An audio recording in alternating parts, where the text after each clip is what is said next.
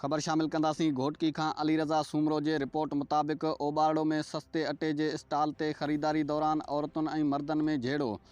मर्दनि हथां औरतुनि जी तौहीन, औरतुनि जे मथां मिटी उछलाइण जो सिलसिलो जारी। अटे जे स्टॉल ते सवें माण्हू मौजूदु हुआ। झेड़े दौरान औरत खे लठ लॻण सबबि ज़ख़्मी थी पई। सुबुह जो आयल कंहिं ग़रीब खे हिकु थेलो मिलियो त को 6 थेला खणी वियो। घोटकी ख़ुराक खाते जा अमलदार ग़रीबनि खे अटो ॾियण बदिरां दुकानदारनि खे विकिरो करे रहिया आहिनि। ख़ुराक खाते जा अमलदार अटो विकिरो कंदड़नि सां मुलविस आहिनि। अटे जे स्टॉल तां अटो 650 रुपया ख़रीद करे मार्केटनि में 900 खां 1000 रुपया विकिरो कयो पियो वञे। अटो विकिणण ऐं सिक्योरिटी जो बंदोबस्तु करणु ख़ुराक खाते जो कमु आहे।